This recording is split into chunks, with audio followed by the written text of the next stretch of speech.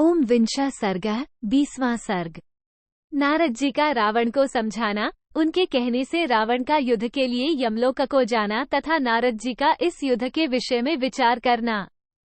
अगस्त्य जी कहते हैं, रघुनंदन, इसके बाद राक्षसराज रावण मनुष्यों को भयभीत करता हुआ पृथ्वी पर विचरने लगा। एक दिन पुष्पक विमान से यात्रा करते समय उसे बादलों के बीच में मुनिश्रेष्ठ देवर्षि नारद जी मिले।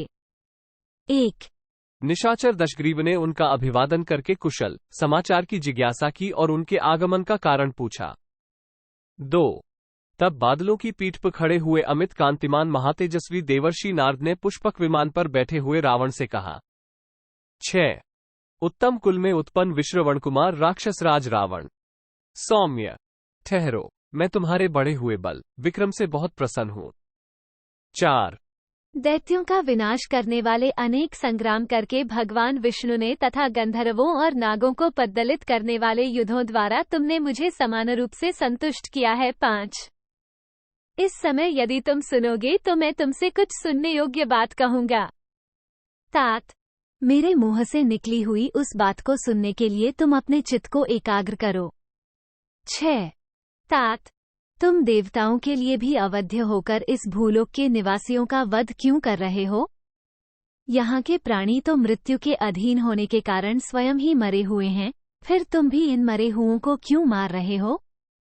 7 देवता, दानव, दैत्य, यक्ष, गंधर्व और राक्षस भी जिसे नहीं मार सकते, ऐसे विख्यात वीर होकर भी तुम इस मनुष्य लोक को क्लेश पहुंचाओ, ये कदापि तुम्हारे योग्य नहीं है। 8 जो सदा अपने कल्याण साधन में मूढ़ हैं, बड़ी बड़ी विपत्तियों से घिरे हुए हैं और बुढ़ापा तथा सैकड़ों रोगों से युक्त हैं, ऐसे लोगों को कोई भी वीर पुरुष कैसे मार सकता है?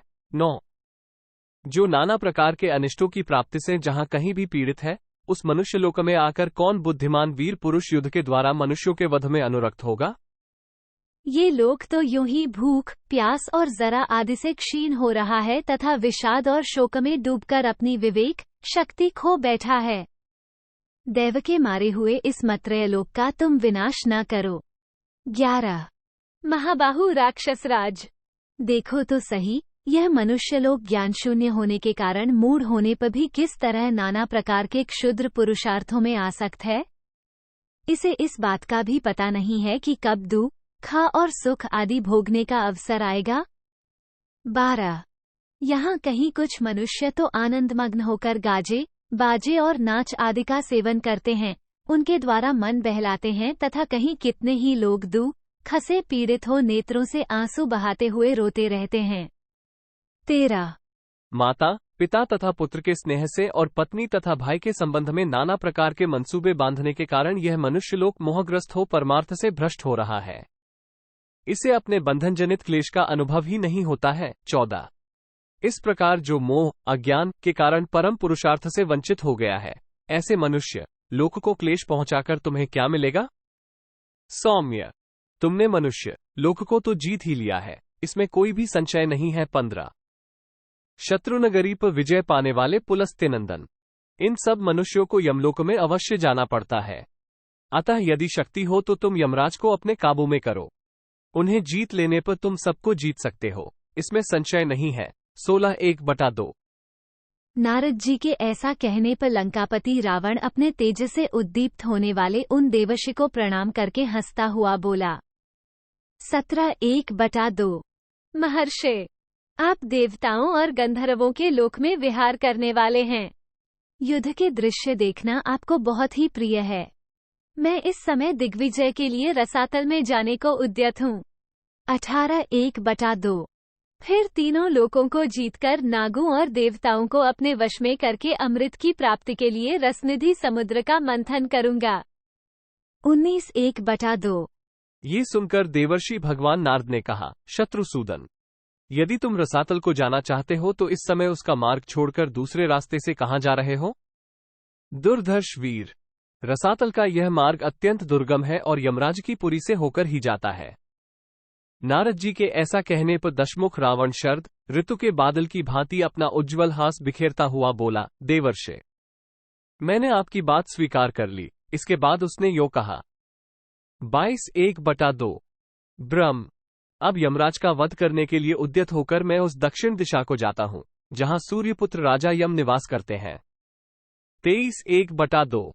प्रभु भगवान, मैंने युद्ध की इच्छा से क्रोधपूर्वक प्रतिज्ञा की है कि चारों लोकपालों को परास्त करूंगा। अतः मैं यहाँ से यमपुरी को प्रस्थान कर रहा हूँ। संसार के प्राणियों को मौत का कष्ट देने वाले सूर्यपुत्र यम को स्वयं ही मृत्यु से संयुक्त कर दूंगा। 25:1/2। ऐसा कहकर दशग्रीव ने मुनि को प्रणाम किया और मंत्रियों के साथ वह दक्षिण दिशा की ओर चल दिया। उसके चले जाने पर धूमरहित अग्नि के समान महातेजस्वी विप्रवर नारद जी 2 घड़ी तक ध्यानमग्न हो इस प्रकार विचार करने लगे। 27:1/2। आयु क्षीण होने पर जिनके द्वारा धर्मपूर्वक इंद्र सहित तीनों लोकों के चराचर प्राणी क्लेश में डाले जाते, दंडित होते हैं, वे कालस्वरूप यमराज इस रावण के द्वारा कैसे जीते जाएंगे। 28:1/2। जो जीवों के दान और कर्म के साक्षी हैं, जिनका तेज द्वितीय अग्नि के समान है, जिन महात्मा से चेतना पाकर संपूर्ण जीव नाना प्रकार की चेष्टाएं करते हैं, जिनके भय से पीड़ित हो तीनों लोकों के प्राणी उनसे दूर भागते हैं, उन्हीं के पास ये राक्षस राज स्वयं ही कैसे जाएगा। 29:30/2। जो त्रिलोकी को धारण पोषण करने वाले तथा पुण्य और पाप के फल देने वाले हैं और जिन्होंने तीनों लोकों पर विजय पाई है, उन्हीं कालदेवकों ये राक्षस कैसे जीतेगा। काल ही सबका साधन है। ये राक्षस काल के अतिरिक्त दूसरे किस साधन का संपादन करके उस काल पर विजय प्राप्त करेगा। 31:32। अब तो मेरे मन में बड़ा कौतूहल उत्पन्न हो गया है, अतः इन यमराज और राक्षसराज का युद्ध देखने के लिए मैं स्वयं भी यमलोक को जाऊंगा। 33। इत्यार्षे श्रीमद् रामायणे वाल्मीकि आदिकाव्ये उत्तरकांडे विंशः सर्गः 19। इस प्रकार श्री वाल्मीकि निर्मित आश्रामायण आदिकाव्य के उत्तरकांड में 20वां सर्ग पूरा हुआ। 20।